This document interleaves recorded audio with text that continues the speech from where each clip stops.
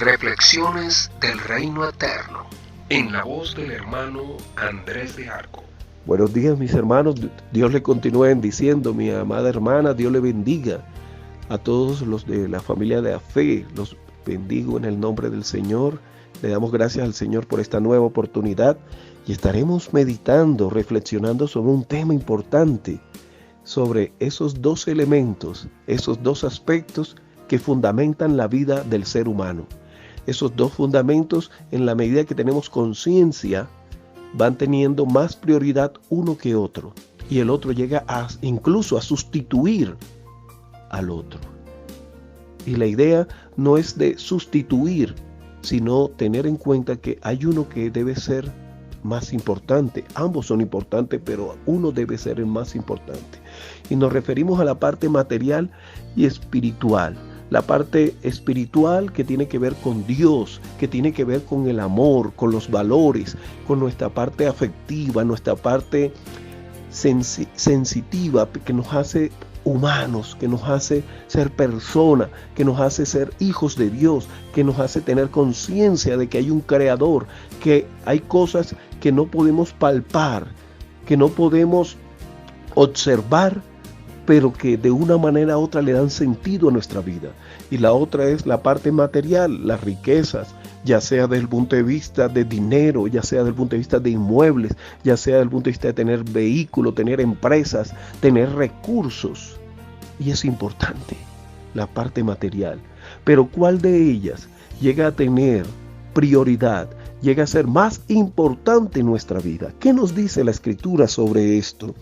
Y la palabra de Dios nos habla en el capítulo de Números, capítulo 32, el primer versículo nos habla, y usted puede leer todo el capítulo, nos habla de la tribu de Rubén y de Gad, y más adelante nos va a hablar de la media tribu de Manasés, y nos dice que estas tribus que pertenecían lógicamente a la descendencia de Abraham, descendencia de Isaac y principalmente de Jacob, que él había engendrado 12 hijos, pero entre esos 12 hijos estaba José, y José, estando en Egipto, tuvo 2 hijos, a Manasés y a Efraín. Y aquí nos va a hablar también de la media tribu de Manasés. Frente a esto, ellos tuvieron una circunstancia en la cual les tocó decidir por ellos mismos, pero decidir de igual manera sobre algo que iba a afectar su generación, y era la parte material. Dios los había prosperado en tener mucho ganado, muchos recursos, antes de entrar a la tierra prometida, antes de cruzar el Jordán para poseer la tierra prometida. Ya tenían bastante ganado, ya tenían bastantes recursos, y ellos, viendo esto, decidieron no cruzar para poseer la tierra, renunciar a la tierra prometida. El libro de Hebreos, capítulo 11, cuando nos habla de Abraham, se refiere a la tierra prometida como algo espiritual. Sí, de algo material, es un terreno, era un lugar, pero también nos dice que Abraham aspiraba a un lugar más allá, a una ciudad, no hecha por hombres, una ciudad que Dios tenía para ellos, esas moradas, y es bonito. Y es maravilloso lo que dice ahí, pero dice la Biblia que estas tribus decidieron, ya haber tenido esa prosperidad, no cruzar. Y cuando se acercan a Moisés para plantearle estas circunstancias, Moisés los exhorta fuertemente y les dice: ¿cómo ustedes van a hacer esto? No hagan esto porque van a desanimar. Y les recuerda lo que dice en Números 14, Números 13 y 14, cuando Dios dirige a Moisés a elegir a 12 príncipes, a 12 líderes. Y allí aparece Caleb y Josué entre esos 12. ¿Para qué? Para espiar la tierra prometida. Y dice la Biblia que ellos trajeron buenas noticias, pero los 10 de las otras tribus desanimaron, dijeron que eran como langostas delante de estos hombres, dijeron que eran murallas gigantes y tierra que se tragaba.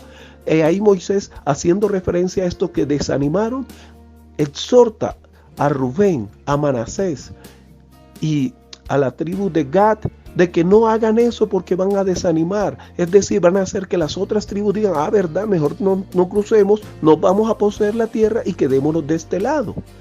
Frente a esa realidad, Moisés les exhorta que no hagan eso. Y muchas veces un buen trabajo, un buen salario empieza a desanimarnos en asistir a una iglesia, en asumir un ministerio, en asumir el servicio en la obra de Dios, ya sea en el tiempo y fuera de tiempo. Y ahí se convierte en algo nocivo. Pero la tribu de estas tribus, guiados por Dios o teniendo claro que lo material era importante, encuentran ellos y reconocen que lo más importante también era el espiritual. Tanto así que Moisés les hace un compromiso y les dice, bueno, si se van a establecer acá, los hombres de guerra de ustedes deben cruzar con nosotros y pelear todo este tiempo para que sus hermanos que sí cruzaron a poseer esta tierra, ellos logren, y hasta que ellos logren poseer la tierra, ustedes pueden regresar, los hombres de guerra, a disfrutar con sus familias, con sus parientes, ese lugar que ustedes han decidido en el cual no cruzar y quedarse del otro lado. A ellos les pareció bien y pelearon. Y mire, usted puede tener un buen trabajo, un buen salario y en ese lugar testificar de Dios. Usted puede tener un buen vehículo y no ser jactancioso y no despertar envidia, sino por el contrario, testificar que Dios es el que le ha dado esos recursos. Y a eso nos referimos, de que los valientes de estas tribus apoyaron a poseer la tierra prometida a sus hermanos, a las otras tribus que ellos sí cruzaron, sí se establecieron y poseyeron la tierra prometida. ¿Y qué pasa con la parte espiritual? Dice en el libro de Josué, capítulo 22, el altar junto al Jordán. El altar del otro lado del Jordán, del lado donde los de Gad, los de Rubén y la media tribu de Manasés pensaron, oye, Dios nos prosperó, logramos que nuestros hermanos cruzaran y lograran con la ayuda de Dios tener la tierra prometida, pero nosotros estamos de este lado, nosotros no cruzamos con ellos, y el altar en el cual se sacrifica para Dios está con los levitas. Y de igual manera el arca de la alianza está del otro lado del Jordán con la tribu de Leví, de Judá, con las otras tribus. Y nosotros estamos de este lado y ellos tienen esa relación maravillosa con Dios. ¿Qué vamos a hacer? Cuando nuestros hijos nos pregunten, papá, mamá, ¿por qué ustedes están de este lado? ¿Acaso Dios no fue fiel con ustedes? Qué bueno, papá, que tenemos estos recursos, pero ¿qué pasa? ¿Por qué no tenemos como los que están del otro lado que sí poseyeron la tierra? Entonces ellos pensaron y dijeron, vamos a construir un altar en el cual nuestros hijos sepan lo que Dios hizo con nosotros. Pero ¿qué ocurrió? Nos dice este capítulo 22 de Josué, que cuando las otras tribus que ya habían poseído la tierra y tenían esa relación espiritual maravillosa con Dios, supieron, tuvieron un momento de ira, de enojo, se rasgaron sus vestidos y pensaron hacerle la guerra a los que estaban del otro lado del Jordán, que no habían pasado a la tierra prometida. Pero vino uno de ellos, Josué, y dijo, no, vamos a mandar primeramente consejeros, una comisión diplomática para saber qué hicieron. Y así fue, cruzaron, y cuando se acercan esos de la tribu que se habían establecido en la tierra prometida para hablar con los rubenitas, con los de Manasés y de Gad, hablan, y cuando hablan, empiezan ellos a exhortarles, decir, ¿cómo habéis hecho esto? Un altar, profanando el nombre de Dios. ¿Acaso el altar no está de este lado de la tierra prometida? ¿Acaso ustedes no renunciaron a tener esa parte espiritual, esa parte en la cual relacional plena con Dios? Y empiezan ellos a exhortarlos. Y les dice de una manera fuerte, el ejército de las tribus que están del otro lado del Jordán, que hemos poseído la tierra, estamos listos para pelear contra ustedes.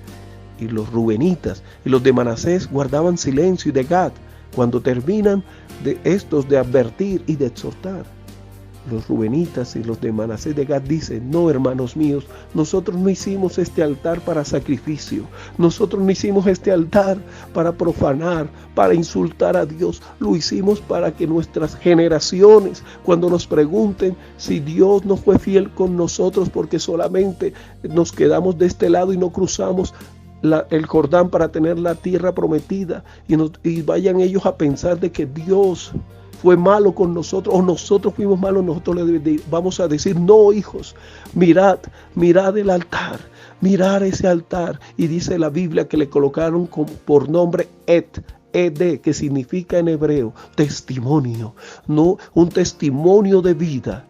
Usted puede tener recursos, usted puede tener bienes materiales, pero ser una persona de testimonio, una persona con un testimonio maravilloso que impacte en esa empresa que es suya, una empresa en la cual usted labora, una empresa en la cual usted es un ser que da sazón, que da sal, que da luz, que da bendición. Usted puede decirle a sus hijos: sí, Dios nos dio riquezas, fue Dios que nos dio la riqueza, me dio sabiduría para administrar, para invertir, para diezmar, para ofrendar en la iglesia. Hay un Dios que da las cosas materiales, que es el dueño del oro y la plata. La Biblia dice: buscad primeramente el reino de Dios y su justicia, y todas las cosas os serán añadidas. Estos dos elementos, los recursos materiales, la parte espiritual, no pueden ir en contraposición ellos mismos. Debe estar la parte espiritual. Y los de Gad, de Rubén, lo entendieron. Por eso elaboraron, construyeron un altar de testimonio. Que ese altar sea tu vida y que no sean solamente las cosas materiales. Que Dios nos ayude para que nuestras generaciones vean nuestra vida como ese altar de testimonio que Dios bendice. El mismo Jesús que nos dijo a través de esa tentación, a Satanás le dijo: no solo de pan vivirá el hombre, sí, sino de toda palabra que sale de la boca de Dios. Es el mismo en el Evangelio de Juan capítulo 6 que multiplicó los panes. Es aquel que provee lo material. Ese Dios que es la fuente de todo eso, de todo lo espiritual, es la fuente de todo lo material. Pero lo principal que debe fundamentar nuestra vida es lo espiritual, para darle sentido a lo material, y es Dios. Que Dios les bendiga y Dios les guarde. Bendición, bendición, bendición.